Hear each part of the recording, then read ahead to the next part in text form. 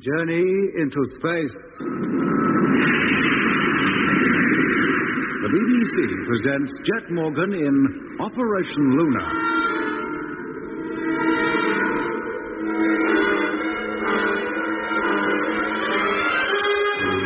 Jet Morgan and the crew of rocket ship Luna, stranded on the Earth thousands of years before the time they left it, were persuaded by a voice that spoke to them over their personal radios to enter one of the circular spacecraft that they'd seen many times since they'd set out for the moon.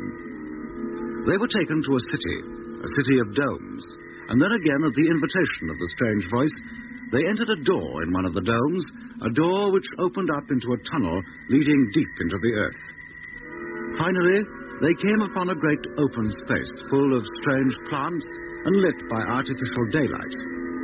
Once again, the voice was heard, and Jet and his crew were invited to descend the long flight of steps from which they'd viewed the immense underground world and meet the voice in person.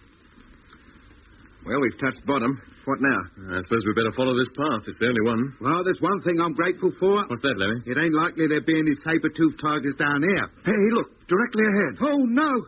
Another sphere. Oh, a complete one this time, not just a dome. Hello? Yes? You're getting very close to me now. Oh. In a few moments, we shall meet. Are you in that diving bell or whatever it is? Yes, I am. Do you want us to come in there, or will you come out? The door will open, but you needn't enter. You may just like to look in first. Very well. Yeah, I don't like this. Let's go back. No, Lemmy, stay where you are. Well, it's open.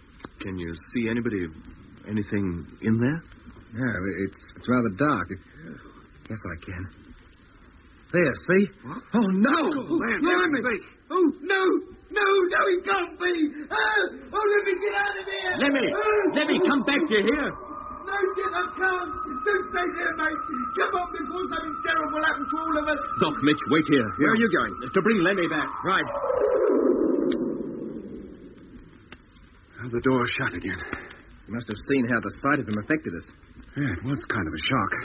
Quite unlike anything I expected. Me too, Doc. Even though I caught no more than a glimpse of him. It was like An armadillo? Yes, I suppose you could describe it as that. An armadillo that stood up on its hind legs. And it had a blue and red face like those monkeys. What are they called, Doc? Mandrills, you mean? Yeah. It was the bright colours that gave me the biggest shock. I expected somebody rather like ourselves. Flesh-coloured, at least. Yeah, so did I. It was such a surprise, Well, here comes Jet, coming back with Lemmy. Lemmy seems to have had quite a fright. What happened? Did the door shut again? Yeah, almost immediately. It was as though he didn't want to shock us, like he wished to hide himself from us as quickly as possible. Oh, Jet, let's get away from here. No, Lemmy. We mustn't let him see we're afraid. Well, I'm not afraid, not anymore. I just can't stand anything so ugly, that's all. The sight of you had much the same effect on us when we first saw you. Eh? But we got used to it. And now we accept you. What, you mean we scared you? Not scared us, shocked us. But we couldn't be that ugly. Look, you must excuse us. It was so unlike anything we'd expected. We understand. You need worry about it no more. We brought you here for your own safety. We would not like your stay to be unpleasant. That's very considerate of you. I will not show myself to you again, unless you wish it. If you can get used to us, who are so different from you, we can do the same. It is harder for you. We have had many opportunities of observing you, of getting used to you. But now I expect you'd like to refresh yourselves and rest. Yes, please. We'd like to very much. It has all been arranged. If you follow the path, you will come to another sphere, just like this one. The door will be open. Go inside. There will be food and beds for you. When you have rested, I shall contact you again. Thank you. Yes, mate, thanks a lot. And I'm sorry I've kicked up all that fuss.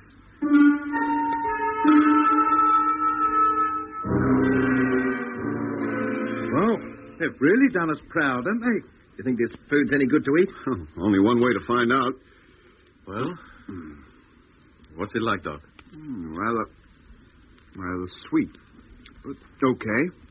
Rather like honey, but with the texture of bread. Yeah, I suppose these things are for us to sleep on. What else could they be?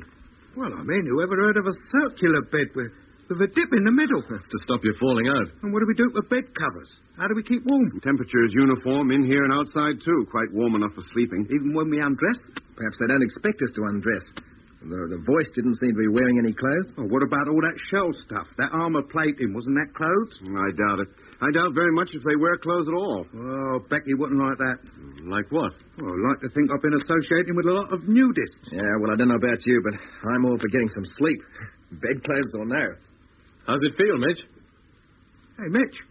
Good night. He's asleep already. Eh? Well, isn't he? Yeah. I suppose it is just sleep. I suppose that couch couldn't be some kind of trap. How could it be? Well, why not? You lie on it and whoops, you're off. Lost to the world. And then when all four of us are laid out, in come them gremlins or whatever they are, and we've had it. Hey, Mitch. Mitch. Huh? What's the matter? Oh, you're all right. Yeah, why shouldn't I be? Well, we thought that... Yeah, he's asleep again. It's like them beds make you sleep whether you want to or not. But he woke very easily. He woke as soon as I touched him. No, I don't think there's anything to worry about, Jet. If anything bad was going to happen to us, it could have happened by now. No, it seems the whole makeup of these people is based on gentleness and kindness. How can we come to any harm? But how can anybody so ugly be so kind and considerate? Well, for the same reason that anything so beautiful as a cat can be so cruel. Yeah, that makes a kind of sense, Doc. Sleeping makes sense. I'm going to be sensible like Mitch. Any objection to my taking this bed? No, take whichever one you like, Jet. Oh, I shall sleep peacefully, I know that. For the first time since we landed here. Maybe you'd better turn in as well, both of you. What, you mean nobody sits up and keeps watch? Oh, I'm sure there's no need, Lemmy. I feel as safe here as I would in my own bed. Oh. And you feel the same, Jet? Jet? Obviously he does. Well, good night, Lemmy. What do you mean, good night? It's broad daylight out there. I expect it always is. But it won't stop me from... I'll stop you from what, Doc? Doc, I'm talking to you. Oh, well. There's no point in me sitting up and talking to myself. Oh, feels good and all. Nice and warm. And, it's just like...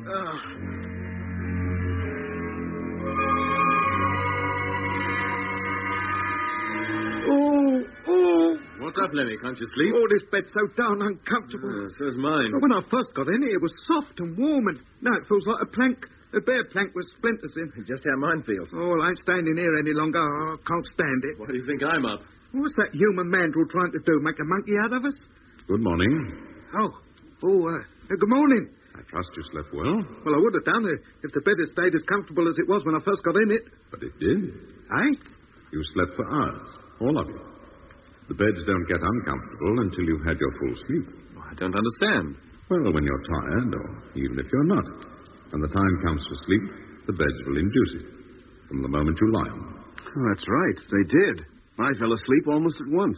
But when your sleeping period is over, the bed reverses the procedure and you get up, and are glad to do so. What, you mean these beds are a sort of sleeping pill and alarm clock combined? An ingenious idea. Well, I don't think so. Oh, why not? Because there's nothing I like better than turning over and having another 5 minutes.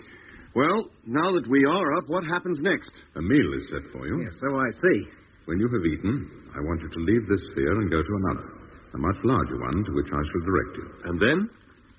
You will see, in good time, we would like to acquaint you with a few things about us and this planet. This must be the place, Jet. Yes, but how do we get in?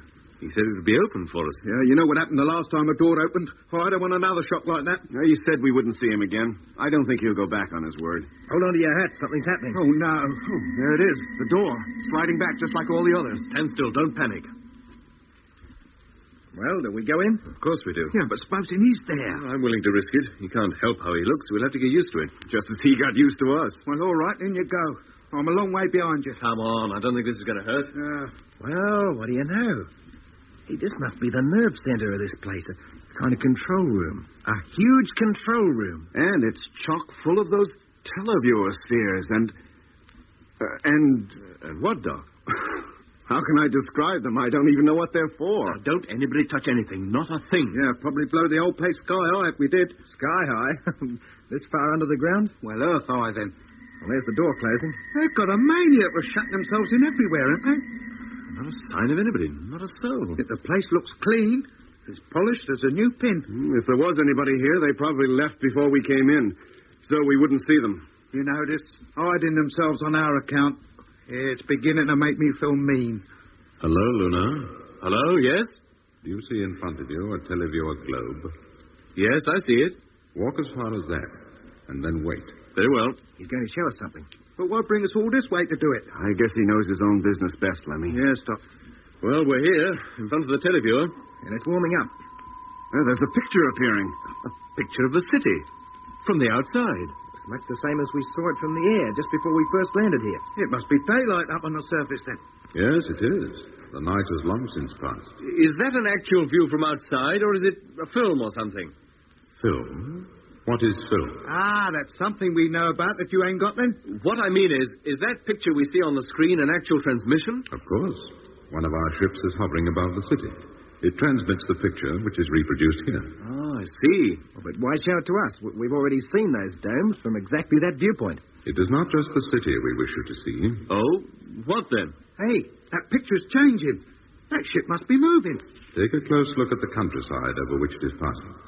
At the cultivated areas in particular. Did you plant them? Yes, we did. There were fields of the same kind near where our ship landed. Did you plant those too? Yes. But we never once saw anybody tend to them. Oh, they don't need tending. We plant them and they grow and ripen. When they are ready for harvest, we gather them in. If they're still there. How do you mean, if they're still there? Watch the televiewer, and you will see. Eh? Truth, yes, I do. See that? What, Mitch? Smoke. Clouds of it. It's the crops that are on fire. Well, that's a silly thing to do. Plant them and then burn them. Do you think we did it? Well, who else? The creatures of the forest. Who are they? They are the cause of our leaving this planet. What, just because they burn your crops? Surely you can prevent that. How? Well, by getting your own back and burning theirs. They'll soon get tired of a game that two can play at. They do not grow crops themselves. There are none for us to burn. Oh, well, that rules out that little lark then, doesn't it? But look, who are these forest creatures? Why should they go around burning your crops like this? They are destructive by nature. They destroy anything they do not understand. They even destroy the animals. Kill. Not only for food, but for the sheer joy of killing. They even kill each other. Don't you kill for food, then? Why should we? There is plenty to be had without killing others for it. What, you mean you're all vegetarians? There is no need to kill to live. But life is like that. One animal kills another so that it may survive. And that, in its turn, is killed by another. So we found when we first arrived on Earth. It was something new to us. No creature ever killed another on our planet. Well, it must have been very crowded, grossly overpopulated. No, it wasn't. There was just enough life for the planet to support. No more, no less. What, not even the wild animals killed each other? There were no wild animals. Blimey, you must have found a big change when you landed here, then. These forest creatures were burning your crops. How long have they been carrying on like this? For many hundreds of years. When we first arrived here, thousands of years ago, there were only a few of them. But they have steadily multiplied, and now have emerged as creatures with intelligence. They live in communities and have learned to make fire. They seem to live only to destroy us and all that belongs to or is associated with us. And in between times, they destroy each other. Well, they sound a very friendly lot, I must say. Well, if they are out to destroy you, why don't you do the same to them? Kill them, do you mean? Yes. With the means you have, it shouldn't be difficult. We can do many things, but we cannot harm any living creature. What, nobody? Nobody. Well, that's nice to know. So rather than fight back, you're willing to leave this city and all that it contains? The way of life on Earth is not our way. We have no choice but to find a new place to live. And where are you off to? To another planet within this solar system. Not so hospitable as Earth, but it will do. Which planet? It occupies a position between the Earth and the Sun. It is the Earth's neighbor. We must mean Venus. How can you live there? If the Earth's climate is too violent for you, the heat on Venus would be unbearable. The dense atmosphere affords us some protection. We provide the rest ourselves. You would? I expect you could live in a... Let me... Already another city just like this is being built beneath the surface. Meanwhile, our reconnaissance ships are searching the universe for another, more suitable planet. When they find it, we shall go there. And what if they don't? Then we shall remain on Venus until the forest creatures have gone. This uncontrollable desire they have for destroying things can only result in their self-annihilation. But suppose it doesn't. Suppose they cease to destroy things and each other. That is most unlikely. But if it should happen, we could live on Earth with them in peace. But even if their nature does change, it'll take years, maybe thousands of years. We can wait. Our ships will always be watching the Earth, and we will return when the time is right. Do these creatures, as you call them, ever come out of the forest? Last night they came out and set fire to our crops. Well, let's hope we don't meet up with them then. That's why we brought you here, so that you shouldn't. They had already begun to get curious about you. Oh? What do these creatures look like? Like you and me, they walk on two legs, but they are covered in hair and walk with a stoop, not upright as you do. Apes. Why apes? Well, gorillas then. What else could walk on two legs and be covered in hair? Can they talk? Have they any intelligence or even a language? They mutter to each other, but do not even seem to grasp the fact that we have tried to communicate with them. They must be apes. Hey, did you ever hear of an ape that could use fire? Not in our day, but who knows what they could do this far back in time. I'd like to have a look at them sometime, see what kind of creatures they are. Me too. But what of this danger you told us of?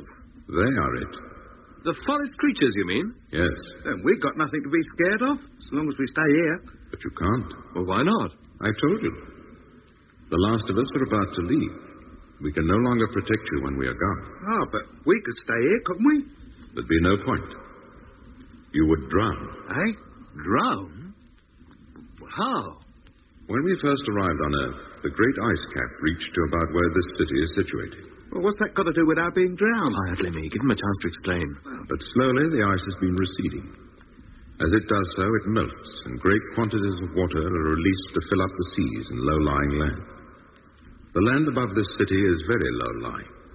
It cannot be long before the Western Sea breaks through and floods a vast area, including this.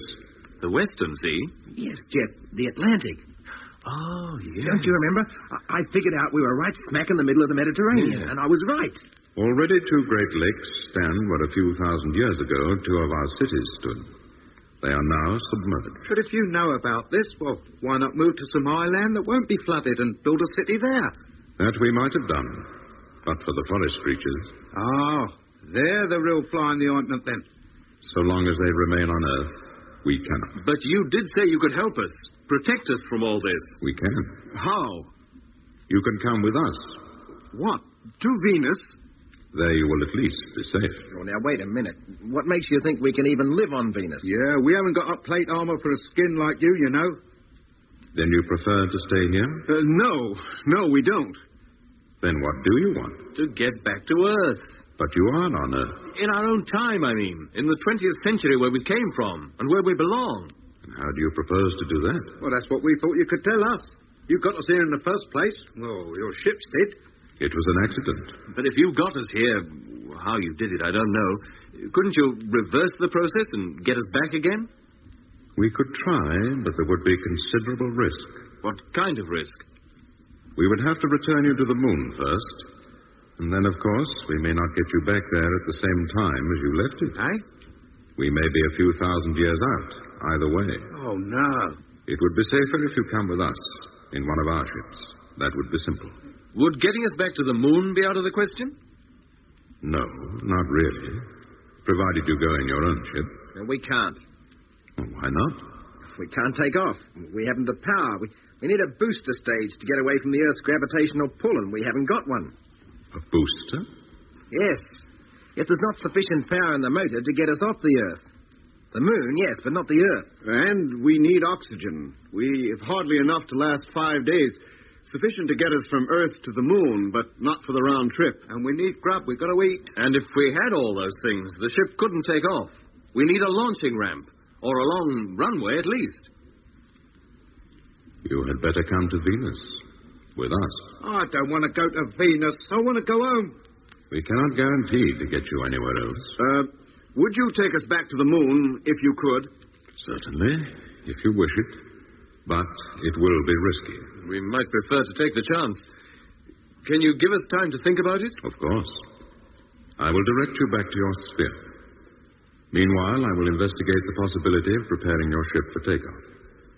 Perhaps, if you come to any conclusion before I contact you, you will call me. Yes, we will. And thank you.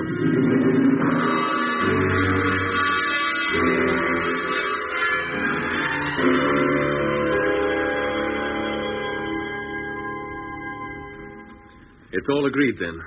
We take the chance. Yeah, Jet, sure, but look, suppose we do get to the moon and we land in a new period of time, different from this and the one we left. Well? Well, the time travelers will still be around, won't they? So we could go to Venus then, I suppose, if we wanted to.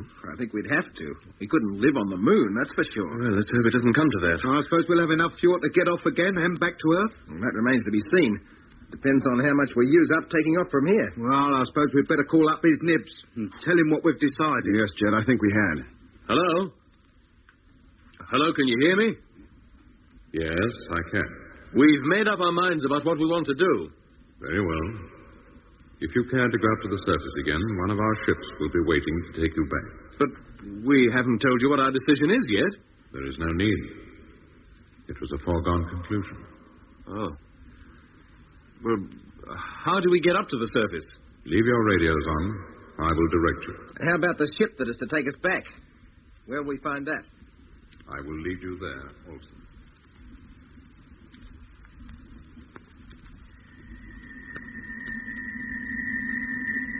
Well, I'm sorry to leave that underground city, but I won't be sorry to see Luna again. Shouldn't be long now before we sight her. Those forest creatures have certainly been busy all along here. Look at all that smoke. Yeah, you don't think they'd be messing around with our ship, do you? Well, they'd have a job. It wouldn't burn anyway. Well, they could have gone into it. The main door was open. Ah, but the hatch wasn't. They could have got no further than the airlock. Well, if they are anywhere near it, we should see them. We're getting very close to where she is now. Or was. Don't be so darn pessimistic, Lemmy. Ah, there she is. See her? Just coming into view. And no fields burning anywhere near her. Oh, she look... God, heavens. What is it? What's up? What? Am I dreaming or something? Look at the ship.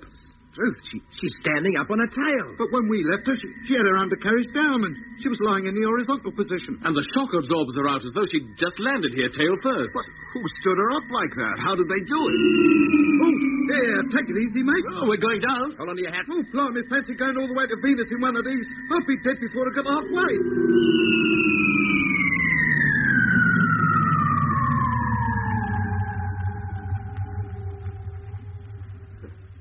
They certainly don't waste any time, do they? At least they might give us some kind of warning first. You'll never mind about that. Let's get out here and see who's been messing about with Luna. Well, how can we? The doors are still shut. Oh, no, they're not. Up you go, Mitch. And you, Doc. You bet.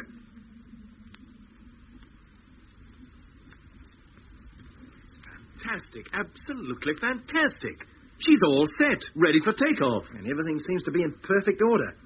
Everything we ever took out has been replaced. Yeah, but does it work? Well, that's easy enough to find out, Lemmy. Yes, it is. We'll carry out normal pre-takeoff tests. Check every installation. Now, don't miss a thing. Okay, Jack. Well, that's the televiewer. Test satisfactory. Well, that's it then. Everything works. Switch her off, Lemmy. Right. Well, what do you make of that? Well, there's only two people could have done this. That Mr. Mystery or them forest creatures. And it just couldn't be them apes. But even Mr. Mystery, as you call him, couldn't have done all this alone. We never said he was alone. No, half the time he speaks of himself in the plural. Well, he or they must have done it while we were down in that underground city. But why? Why didn't they wait until we got here? We could have helped them, told them what to do. We didn't need to. They'd done it anyway. They must have dozens of men on this job. Men? What am I saying? I've got no idea how they did it without us. But I think I know why. Well, why, Doc? Because they didn't want us to see them. Eh? They knew we couldn't get the ship ready for takeoff without their help. So they came on ahead and did it before we got here. You mean they did it alone just so that we wouldn't have to look at them? What other reason can there be? Oh, it makes you feel so mean, doesn't it? We can't stand the sight of them, and yet they do all this for us. Well, they are an amazing people, and no mistake. Well, after this, I wouldn't care if I saw 100 of them. And if I did, I'd shake hands with a lot. If they've got hands. Hey, see if you can contact them, Jet. We must thank them. Yes, go ahead. That's the least we can do.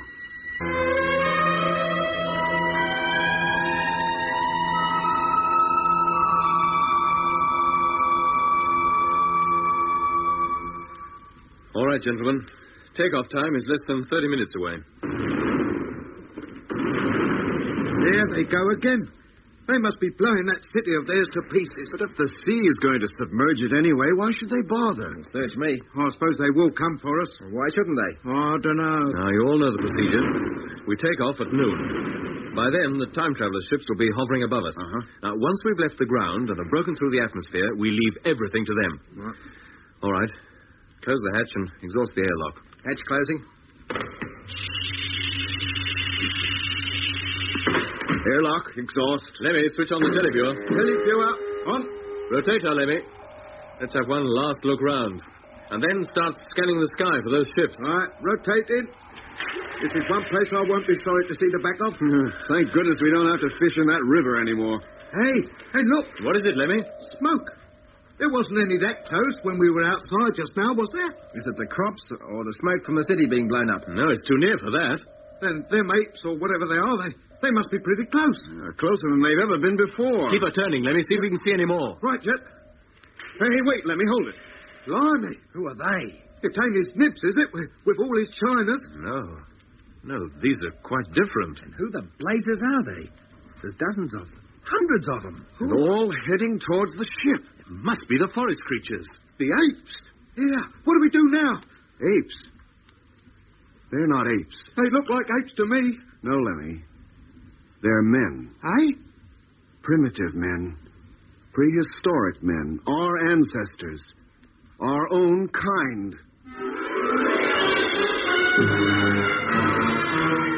You've been listening to episode 11 of Journey into Space with Andrew Foles as Jet Morgan, Alfie Bass as Lemmy, Guy Kingsley Pointer as Doc, and David Williams as Mitch. Other parts were played by David Jacobs and Derek Geiler. The orchestra was conducted by Van Phillips, who also composed the music. Journey into Space was written and produced for the BBC by Charles Chilton.